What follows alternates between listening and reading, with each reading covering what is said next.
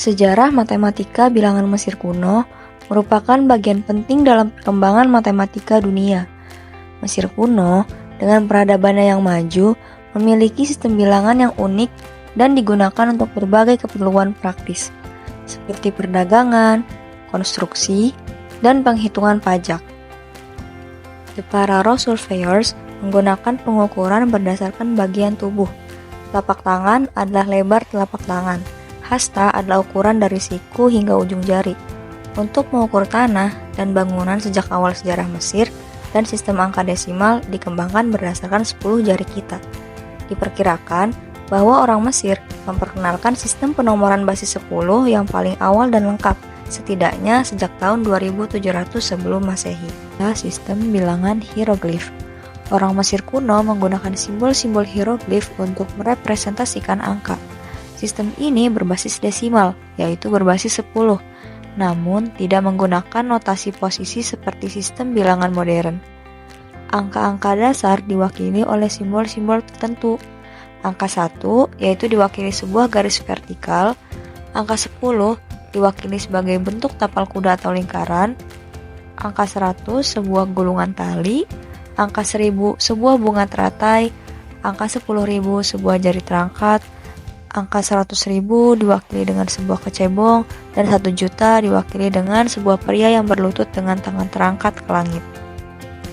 Angka-angka ini digabungkan dengan cara menulis simbol berulang kali untuk mewakili jumlah total.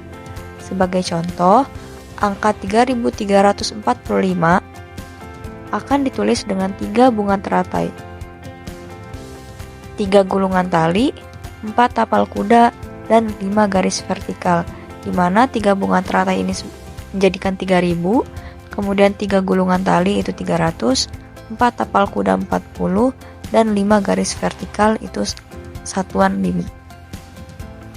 Yang kedua, ada sistem pecahan. Orang Mesir kuno menggunakan sistem pecahan yang unik. Semua pecahan kecuali 2/3 direpresentasikan sebagai pecahan unit. Pecahan dengan pembilang 1, seperti 1/2, 1/3, 1/4, dan sebagainya. Untuk menyatakan pecahan non-unit, mereka menulisnya sebagai jumlah dari beberapa pecahan unit. Misalnya, 2/5 akan ditulis sebagai 1/3 ditambah 1/15. Simbol untuk pecahan ditandai dengan gambar oval atau mulut yang ditempatkan di atas angka. Selanjutnya masuk ke penjumlahan pada Egypt numerals. Nah, untuk di penjumlahan ini sendiri itu menggunakan angka yang sudah tadi kita pelajari, yaitu hieroglif. Untuk contohnya di sini kita menggunakan angka penjumlahan 365 ditambah 257. Nah, bisa dilihat untuk penjumlahannya sendiri itu sama seperti penjumlahan pada umumnya. Hanya saja di sini perbedaannya penggunaan simbolnya. Tadi yang sudah kita pelajari untuk ratusan, yaitu 100, itu disimbolkan dengan gulungan tali. Jadi jika 365, maka 300 kita misalkan sebagai 3 gulungan tali. Kemudian 60 itu karena puluhan menggunakan simbol yang mirip tapal kuda, dan satuan yaitu 5 menggunakan garis-garis vertikal. Begitu pula untuk seterusnya 257. Dan ketika kita jumlahkan 365 ditambah 257, maka hasilnya adalah 622. Nah, itu contoh untuk penjumlahan dengan menggunakan simbol hieroglif pada zaman Mesir kuno. Selanjutnya, setelah penjumlahan pada zaman Mesir kuno, sekarang kita berlanjut ke perkalian pada zaman Mesir kuno. Nah, ini ada contoh soal, yaitu untuk mencari perkalian dari 35 dikali 41. Jadi, prinsip utama pada perkalian Mesir kuno ini metodenya bekerja dengan penambahan berulang dan penggandaan. Angka-angka dihitung dengan membagi satu bilangan menjadi separuh hingga mencapai angka 1 sambil menggandakan bilangan yang lainnya.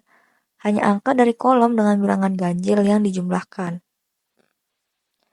Jadi langkah pertama kita buat dulu, kita tulis 2 kolom.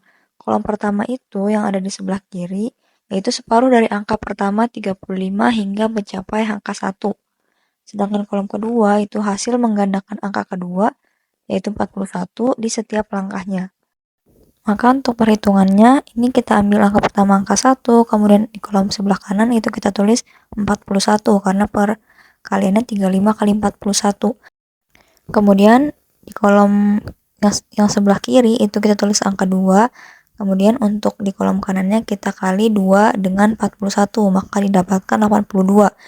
Untuk di kolom ketiga kita tulis angka 4, dan untuk di kolom sebelah kanannya karena ini penggandaan setiap langkah, maka 82 dikali dengan 2 dihasilkan 164.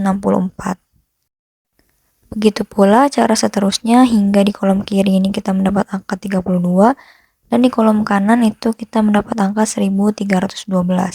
Kalau kita lanjutkan ke bawah, itu angka di sebelah kiri jika dilanjutkan akan lebih besar dari angka pengalinya yaitu 35. Maka untuk perkaliannya di stop hingga angka 32. Maka bisa diperoleh untuk 35 kali 41 itu kita bisa menggunakan cara 32 dikali 41 ditambah 2 kali 41 ditambah 1 kali 41, yaitu hasilnya 1435. Karena 32 ditambah 2 ditambah 1 itu kan jumlahnya 35. Nah, dikali dengan pengalinya 41. Jadi ketika kita jumlahkan hasilnya 1435. Bisa juga menggunakan cara ini, atau kalau teman-teman punya cara lain bisa juga digunakan. Meski sistem bilangan mereka tidak sekompleks sistem modern, matematika Mesir kuno menjadi landasan bagi perkembangan matematika di Yunani dan juga Romawi, serta warisan bagi peradaban selanjutnya. Matematika Mesir kuno mencerminkan kemampuan manusia untuk memecahkan masalah praktis melalui pendekatan logis dan juga inovatif, bahkan dengan alat yang terbatas.